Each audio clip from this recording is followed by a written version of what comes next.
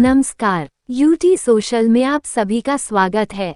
गुर्जर क्षत्रिय समाज ने गुरुवार को विश्वकर्मा जयंती बड़े ही धूमधाम के साथ मनाया।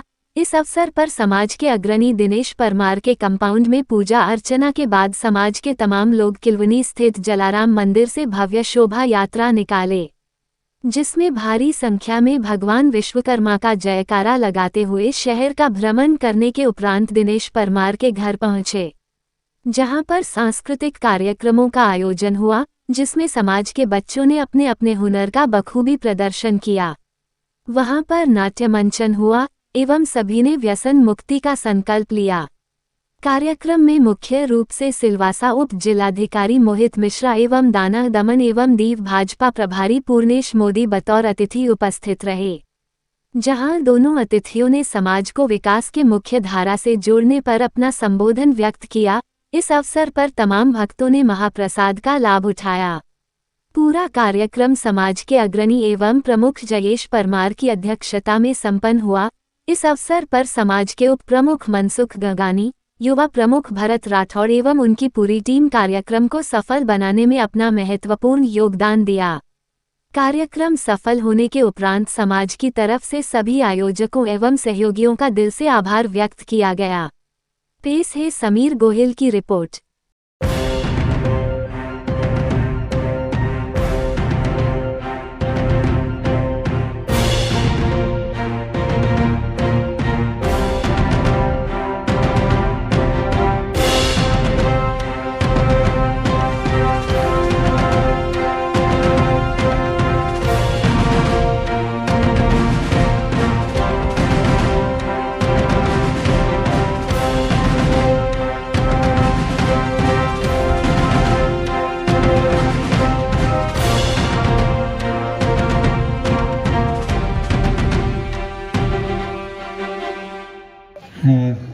एक तो सबसे पहले मैं मंचासीन सभी लोगों का और आप सबका मुझे इतने प्यार से यहाँ पर बुलाने के लिए बहुत बहुत धन्यवाद करता हूँ।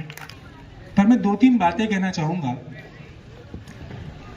हिंदू धर्म में जो भगवान विश्वकर्मा है वो बेसिकली देवताओं के आर्किटेक्ट और कॉन्ट्रैक्टर और कंस्ट्रक्टर सब कुछ है। तो और किसी भी राजा की जो भव्यता होती है और विशालता होती है वो उसके महल से होती है। तो मतलब देवों के सारे वैभव का जो दारोमदार जाता है वो भगवान विश्वकर्मा के कौशल्य पे, उनके हस्त कौशल पे, उनकी महानता पे, उनकी सक्षमता पे जाता है। मेरे लिए कितने गर्व की बात है कि ऐसे मेहनती, ऐसे कर्मठ, ऐसे जमीन से जुड़े हुए और जमीन को घर बनाने वाले लोगों ने मुझे आज यहाँ पर बुलाया और मेरा बुलाकर सम्मान किया। तो मतलब बहुत बड़ी बात है मेरे लिए भी। मैं आपका पुनः बहुत बहुत धन्यवाद करना चाहता हूँ। उपस्थित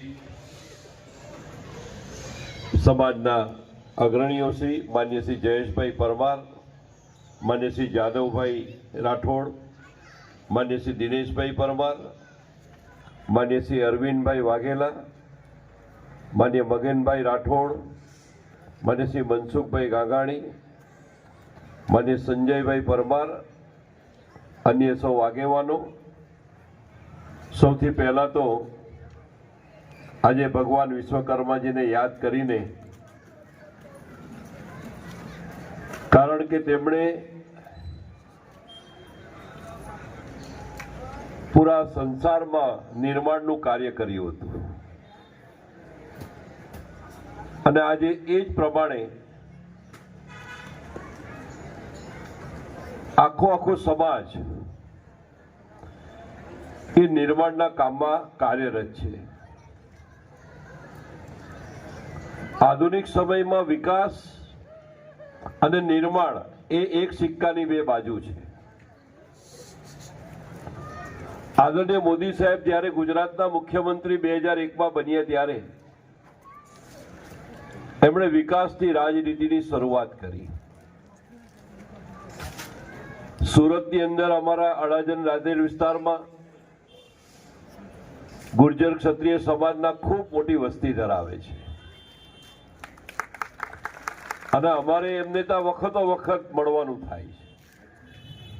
આજે સવારે પણ 13,000 માણસનો ભંડારો હતો। અને અમે ત્યાં હાજરી આપી હતી. મોદી સાહેબ વિકાસની રાજનીતિ કરે છે ત્યારે વિકાસમાં, અને અત્યારે તો ખાસ કરીને કહેવા જઈએ તો વિકસિત ભારતની જે વાત કરે છે, તો વિકસિત ભારતની કલ્પના શું છે? આગામી 25 વર્ષનો જે આખો રોડમેપ તૈયાર થયો, આ રોડમેપમાં 2047 સુધીમાં આપણો દેશ અમેરિકા જેવો બને, આપણો દેશ રશિયા અને ચાઇના જેવો બને, એ વિકસિતની વ્યાખ્યામાં સમાવેશ થાય. તો એના માટે સૌથી મહત્વનું કોઈ પરિબળ હોય તો ઇન્ફ્રાસ્ટ્રક્ચરનું પરિબળ છે. ત્યારે ફરીથી આ વિકસિત ભારતની કલ્પના મોદી સાહેબે જે 2047 સુધીમાં ભારત મહાસત્તા બને, વિશ્વગુરુ બને, આખા વિશ્વમાં પહેલા ક્રમે આવે, તો એની અંદર જે કંઈ ઇન્ફ્રાસ્ટ્રક્ચરનું ડેવલપમેન્ટ થવાનું છે, તો ત્યારે એ સીધો સ્પર્શ આ ગુર્જર ક્ષત્રિય સમાજમાં થવાનો છે.